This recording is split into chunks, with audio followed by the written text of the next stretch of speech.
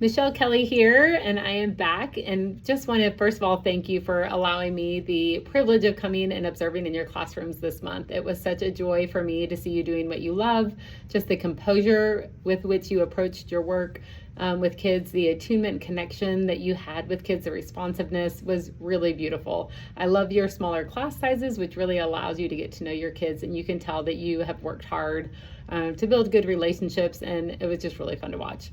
Having said that, I know that you still face challenges with certain behaviors, maybe sometimes certain kids, and so I'm super grateful that Church of the Resurrection has committed to us working together all year, and our goal is to work on kind of one or two things a month and allow you to really focus and dig in on those things. The beautiful thing is that you're mostly there every day with kids all day, so you get lots of opportunities to practice.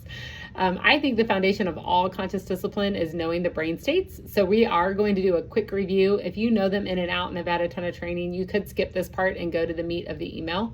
If not, we're going to review them pretty quickly. But if it's all really new to you and not just a refresher, then I would encourage you to talk to your director and get access to a more in-depth training on that. And you guys do have that in an online portal that they can get to you.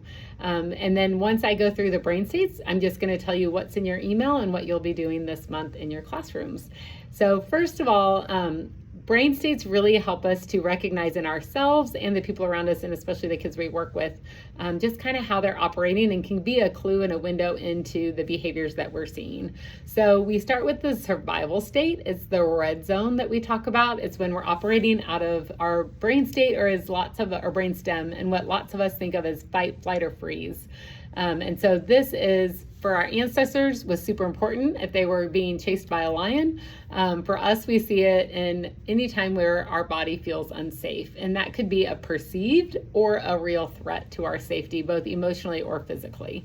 And so that's important to remember. It looks like physical outbursts. So it's going to be hitting, pushing, biting, kicking, spitting, screaming. It can also be withdrawing, the kid who hides under a table and won't come out. Not having any eye contact is the biggest indicator for us that a child has gone from their emotional state into that fight or flight.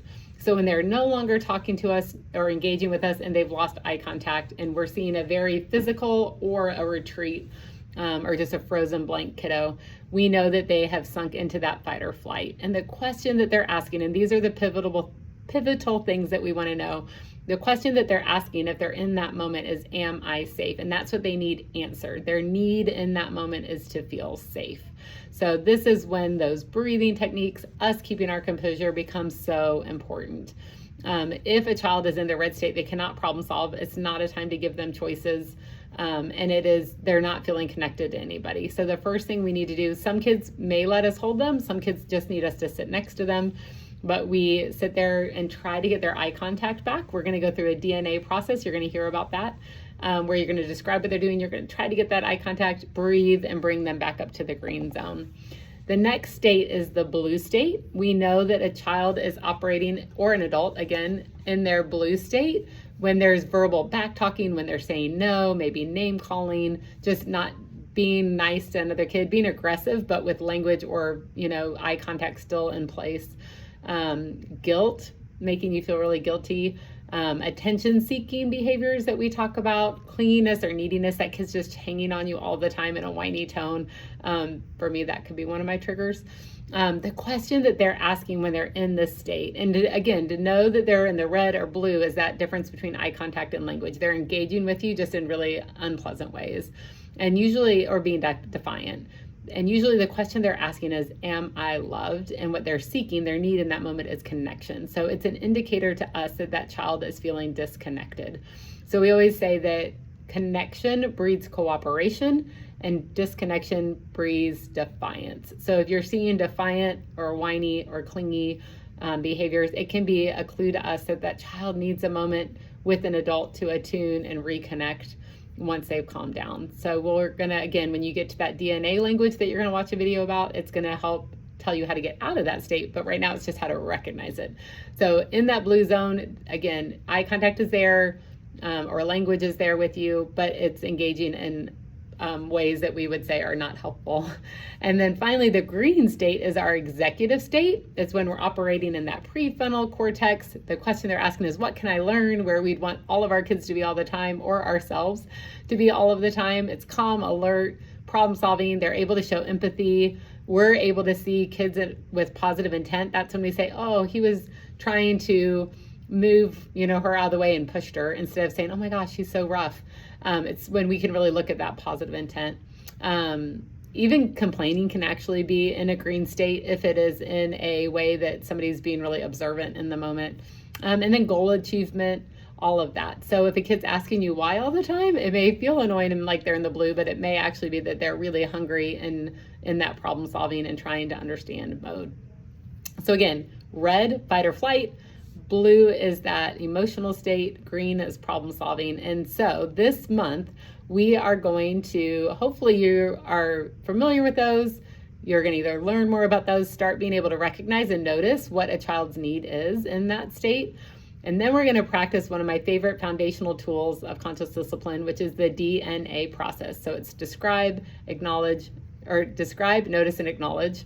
And Jill Moley has a video that explains this way better than I could with some visuals and examples. And so there's going to be an email with a link to that.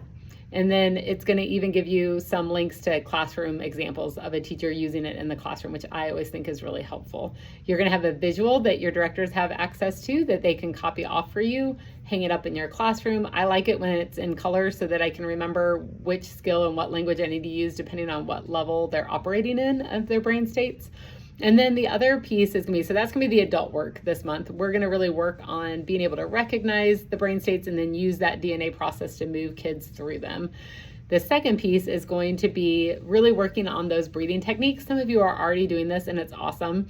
And if you haven't, then I would encourage you to pick one. You're going to, again, there's links in this email with examples of the 4 conscious discipline ones with a child doing them, and then with the teacher going through each one. You have a visual that you can use in your classroom. I'd have one in your safe space where you can ask kids to choose one that they want to do. But then you're also going to have one that maybe you laminate and use at circle time, or if you're sitting at table time, where you can practice them together. Because again, we have to learn these when we're in our green state so that then we can use and apply them when we're in our blue or our red state.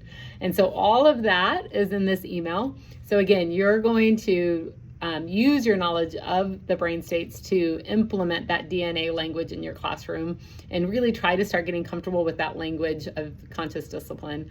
And then you're going to work on those breathing techniques and give our kids and start building in. I even put some examples of some really little. So even if you're in the infant room, don't think that you can't also do the deep breathing. You're going to model it for those littles.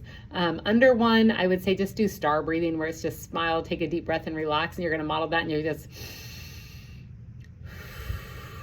I know one that's not on here because we don't have a picture of it is when they do smell a flower, blow out a candle. And you could also make a visual and use that for those littles. I think a lot of times little kids like that one as well. There's a picture of a little 18-month-old doing the drain breathing though. And so even though they may not get the full effect of a good deep breath because they may not actually get that full belly breathing going, it's an opportunity to have them start understanding that when we are stressed, we breathe. You can lay on the ground with kids and put a beanbag or something on their belly and have them practice trying to make it go up when they breathe, if you're in that kind of 2.5 or 3 and up range, as another way to have them practice actually getting the effects of that deep breath.